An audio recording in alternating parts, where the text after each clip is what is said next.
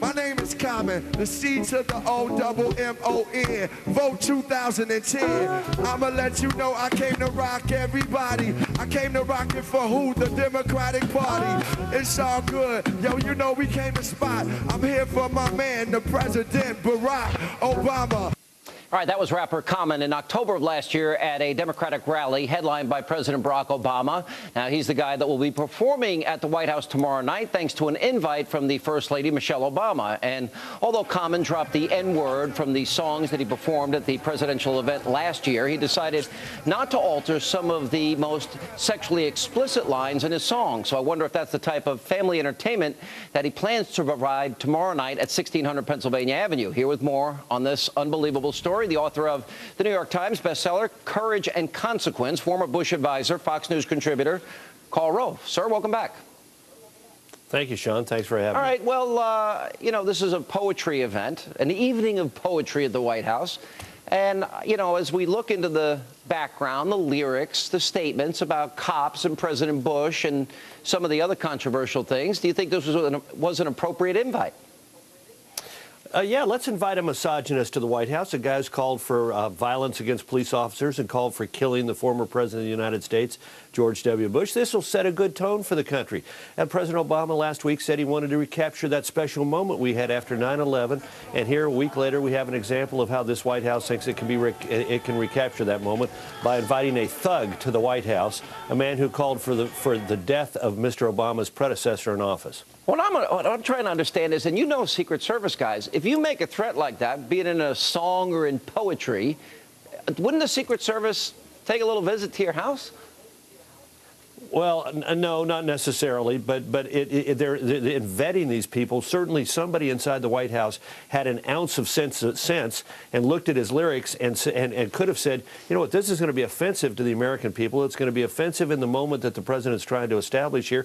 Maybe we ought to think about somebody else to invite. But no, they're inviting a guy who called, I repeat, for the previous president to be assassinated, for violence to be contributed, to be committed against police officers, and whose lyrics are sexually explicit and misogynist. This guy is a thug, and why they are inviting him to poetry night at the White House speaks volumes about President Obama and this White House staff. Who's asleep at the vetting desk? Well, I mean, do I need to go through the list? Van Jones and Holdren and Harold Coe, and you know, the list goes, you know, longer and longer. I mean, does anybody vet? I get it, Sean.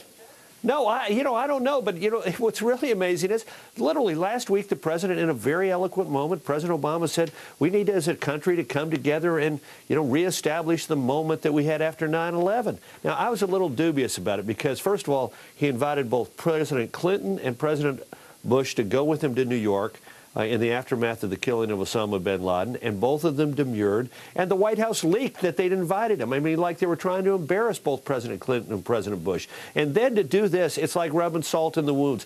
President Obama does not believe the things that he says. If he believed last week that he wanted to reestablish the great tone in the country after 9/11, why would he invite a thug to the White House who said he wanted to kill President Bush for having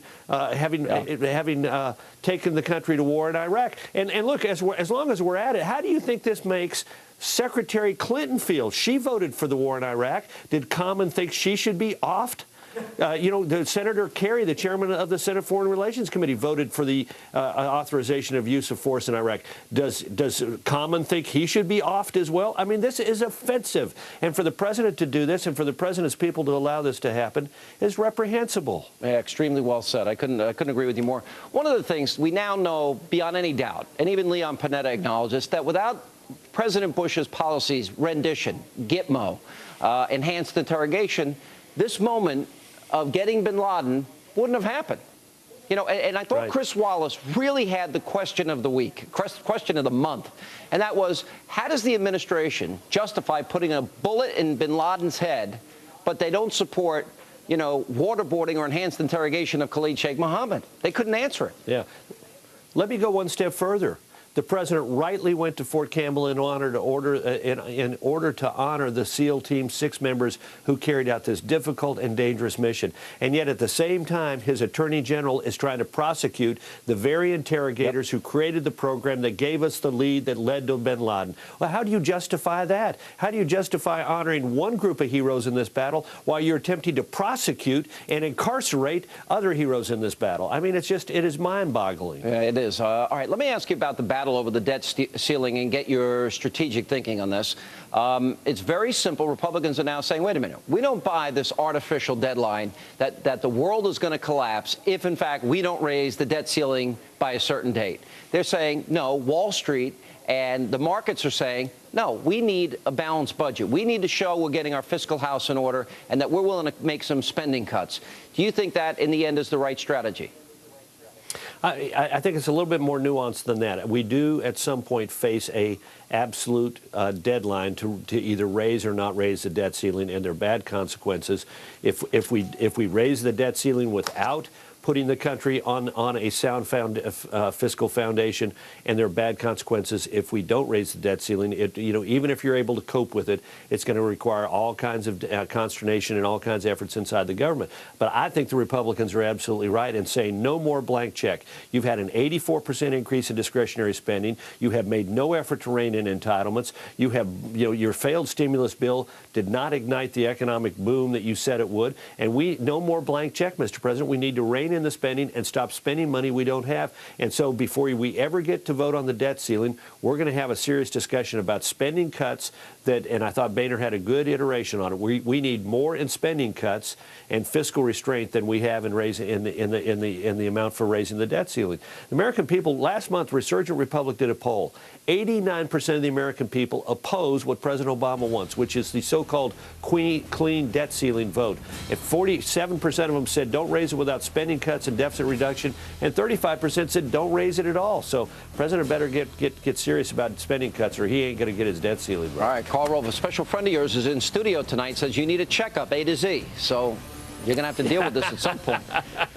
All right, Carl Rove. That's a private joke. Oh, yes, it is. And coming up, the Yemeni arrested for trying to break into the cockpit of an American Airlines plane was reportedly yelling Allahu Akbar throughout the attack. Why is the media in this country ignored all of this? We have the details on that, much more. But first, the Anointed One got a bump in the polls for taking bin Laden down. But will his economic policies hurt him in 2012? Stuart Varney, Dana Perino, they're coming up with analysis right here on Hannity next. Now, many speculated that Osama bin Laden's capture would help secure President Obama's re-election in 2012. And while polling conducted in the days following the raid on bin Laden's compound showed that the president did, in fact, get a bump, could it be that Bill Clinton said it best when he told everybody that it's the economy, stupid? Well, if that's the case, come 2012, the Anointed One is in for big trouble because his approval rating on the economy hit an all-time low this month. Now just 37% of Americans approve of how the president is handling the country's economic woes. A majority, 58%, disapprove. Now, that's down even further from a month ago when 45% voiced approval for the way that he was dealing with the economy. So will the capture of bin Laden be able to outweigh the president's disastrous economic policies? Joining me now with analysis, former White House press secretary, Fox News contributor Dana Perino, and from the Fox Business Network, he is the host of his own show, Varney and Company, the one and only economic guru, Stuart Varney. Yes. All right, it's only a 3% bump in what was the Wall Street Journal poll. Well, to me, I don't think a lot of people were questioning President Obama's willingness to protect the country on national security matters anyway. It had been about the economy even back in 2008. And so while the historic achievement of killing Osama bin Laden is not diminished, but the bump, I mean, it's literally early in the campaign cycle to be peaking on national security and bottoming out on the economy. Look, you work for President Bush. Yes. If I work for President Bush, look, I support enhanced interrogations. I believe in rendition. I believe that we're at war. I don't believe in Miranda rights for enemy combatants on the battlefield. The fact that the policies that President Obama supported would not have resulted in us getting bin Laden, and he doesn't give any credit to President Bush, that bothers me. Does that bother you?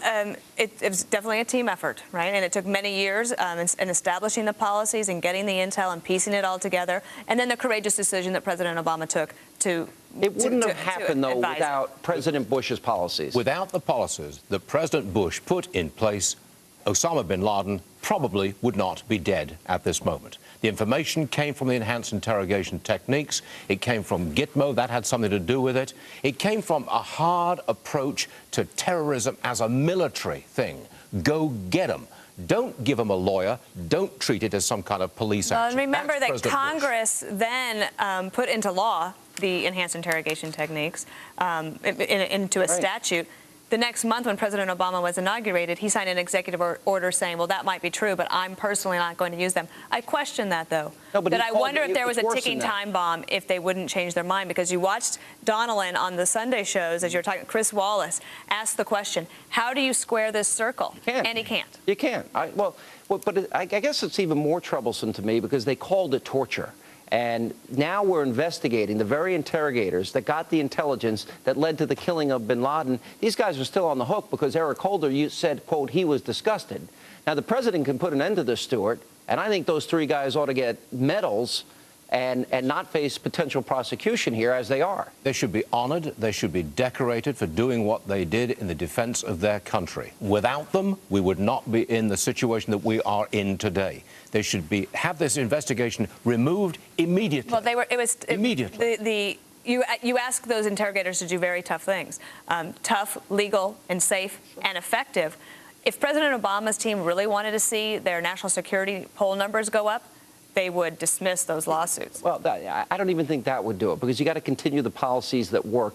All right, let's go to the question of politics and the economy overall. These 58% disapprove, Stuart. Look, that is a huge number. And if the economy doesn't turn around, I don't see any path to re-election. I've been in America long enough to know that elections are won and fought and won on the basis of prosperity and the underlying economy. The way the president's policies are taking us at the moment is not towards economic success. We're not expanding as vigorously and as dynamically as we should be. In fact, I think there's an element of despair about the economy in large sections of America, in particular among President Obama's core supporters, minorities, young people, students. There is despair there. I mean, let me give you just a couple of numbers. 25 million Americans are out of work or working part-time, and they want to work full-time. 17% of young people are unemployed. 57 straight months, home prices have gone down. Now, most of our wealth, most people, their wealth is in their home. 57 straight months, nearly 5 years, you've seen that wealth eroded with mass unemployment, $4 gas, higher food prices. This economy is not doing well. Inflation coming and another housing bubble. Well, and the thing is that while the White House might talk a good game and they might be able to do these other things, it's important to talk about immigration or whatever. The policies that they have in place, for example, on housing or this new financial advisory board, people have a lack of confidence. Consumers have a lack of confidence. Right. Corporations have a lack of certainty. So there's not the liquidity that people need in order to create new businesses. And the small business owner is worried because they don't know how they're going to pay for everything. Last question for both of you. Who would be the best nominee to take on President Obama? Chris Christie. All right, he's not running. You can't say somebody who's not running. That's not allowed, Mr. Varney. Who do you think? Well, I'm going to wait and find out who is actually running. I think that well, we think Newt's and also, I'm not ever going to say. Why? I learned enough about being a press secretary that I won't ever really answer that question until there's a nominee. You're not a press secretary anymore. Now we want you to give your opinion. What if I said it should be so and so? You know what would happen? What? There would be, chaos.